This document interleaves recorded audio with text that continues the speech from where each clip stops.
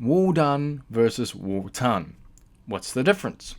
In this video, we'll go over how these two names of the deity in question in present-day English, his name is Odin, or the Anglo-Saxon version of the name is Woden, but in this case, we're dealing with Old High German. Are these two names Old High German? Yes.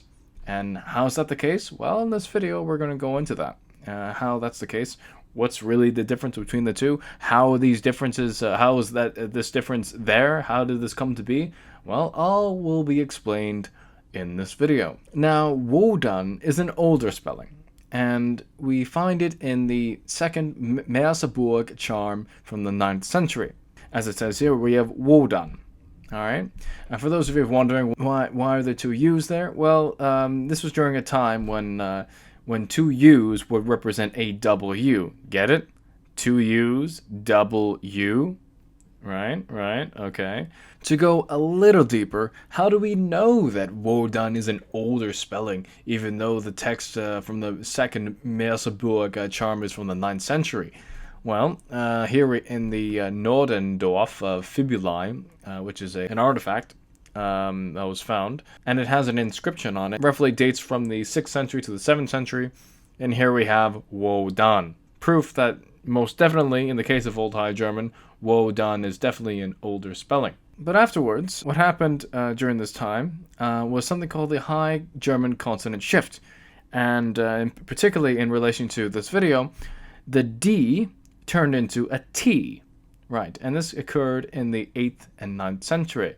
Now, the thing is about old languages, especially languages of this period, old languages in general, I should say, that this is a time long before the printing press, because the printing press invented by Gutenberg was developed roughly around the 1400s.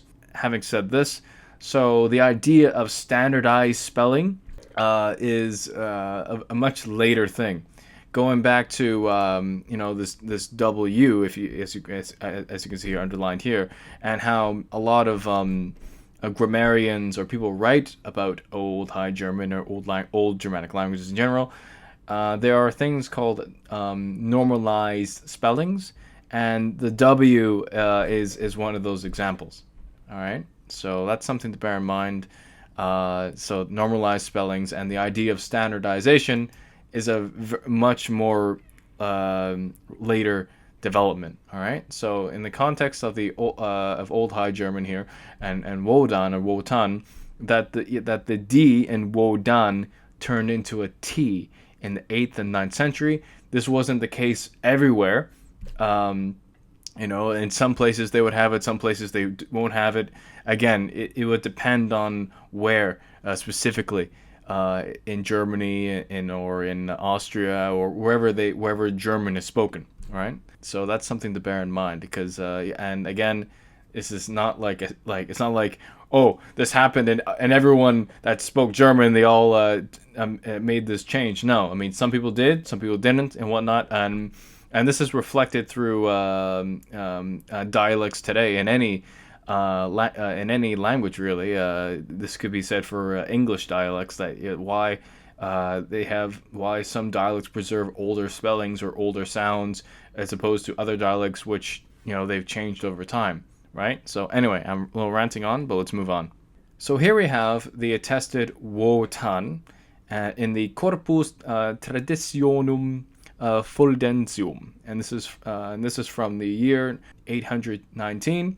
In the 9th century, and here we have, as I underlined here, is Wotan.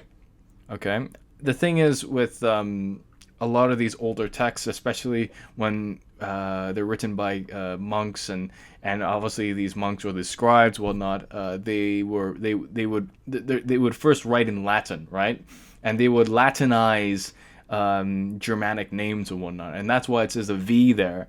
And the thing is with V, in relation to Germanic languages, especially with the case of Old High German, Old Saxon, or what have you, that the V would represent a U, but its phonetic value would be a W sound. All right, because this idea of like W sounding like a V, that came much later in early New High German. And early New High German was around the same time as Shakespeare's time, okay? So this would have been pronounced as Wotan, Wotan. And as we can see there with the UO, that is specifically a Franconian spelling. All right. Again, some would have the long O, I would imagine, and some won't, because again, these dialects of Old High German, they evolved differently at different times and whatnot. It's not all consistent, so to speak, with the sound changes and whatnot. So just to go further of this diphthong of the OU that we have in Old Dutch, or also known as Old Franconian, that you have this uo as well, which would represent a, would be in other Old Germanic languages a long O. And here we have the word for stool, cognate to our English word stool, cognate to Old English stol, and whatnot, and we have the UO there.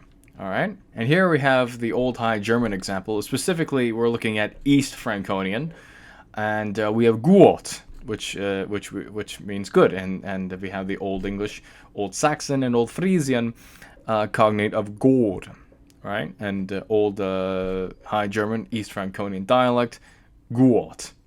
So in a nutshell, Wodan and Wotan are both Old High German. The only difference is that Wodan is older and Wotan is a much later spelling of the name, right? So anyway, thanks for watching. Be sure to subscribe if you're new, and if you really want to help out the channel, please become a patron at my Patreon page down below. Thanks for watching. Bye-bye.